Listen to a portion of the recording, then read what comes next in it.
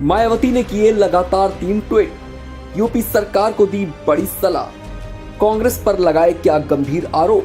BSP supremo Mayawati ने बुधवार को एक के बाद एक 3 ट्वीट किए, जिनमें उन्होंने अपनी सरकार के करवाए गए कामों को गिनवाते हुए उत्तर प्रदेश में देशी और विदेशी इन्वेस्टमेंट को लेकर मौजूदा बीजेपी सरकार यानी कि सीएम योगी आदित्यनाथ को एक बड़ी सलाह दे डाली। तो वहीं दूसरी तरफ उन्होंने समाजवादी पार्टी को जमकर घेरा और उसके बाद उन्होंने कांग्रेस, जो कि उनकी सरकार के समय केंद्र की सत्ता पर काबिज थी, उस पर विकास कार्यों में सहयोग न करने का गंभीर आरोप लगाया है। जी हाँ, चलिए अब सबसे पहले आपको बताते हैं कि बीएसपी सुप्रीमो ने बीजेपी सरकार को क्या एडवाइस दी है। उन्होंने कहा कि यूपी में देसी व विदेशी इन्वेस्टमेंट के लिए सरकार को लगातार प्रयास करते रहना चाहिए, यानी कि उन्होंने सीएम योगी से सीधे तौर पर कहा है कि वो इन्वेस्टर्स को आकर्षित करने के लिए लगातार काम करते रहें। लेकिन आगे उन्होंने ये भी कहा कि ये केवल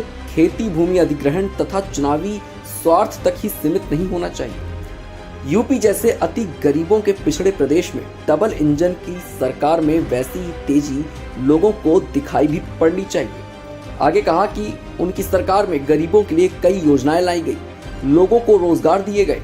हमारी सरकार में रोजगार और बुनियादी सुविधाओं वाले पक्के मकान लाखों परिवारों को दिए गए। ये वो तमाम चीजें थी जो उन्होंने अपनी सरकार के वक्त की गिनवाई। फिर कहा कि पहले सपा और अब भाजपा सरकार में वैसी प्रगति क्यों नहीं दिख रही है। सीधे तौर पर यह कहा जा सकता है कि मायावती ने ट्वीट्स करके ये संदेश देने का पूर्ण प्रयास किया है, यानी उनका बसपा का शासनकाल बीजेपी और समाजवादी पार्टी के शासनकाल से कहीं बेहतर था। वो यही नहीं रुकी, इसके बाद उन्होंने उस कांग्रेस सरकार को निशाने पर ले लिया जो उनके मुख्यमंत्री काल में केंद्र की सत्ता पर काबिज थी।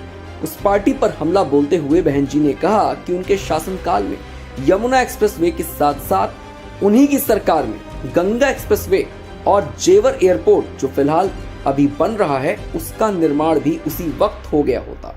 लेकिन उनका यह आरोप है कि केंद्र की कांग्रेस सरकार ने उनका समर्थन नहीं किया, उन्हें किसी भी प्रकार का वित्तीय सहयोग प्रदान नहीं किया गया, जिस वजह से ये तमाम विकास कार्य नहीं करवाए जा सके और उसके बाद उनकी सरकार सत्ता से चली गई, जिसकी फिलहाल अब तक वापसी नहीं हो सकी है।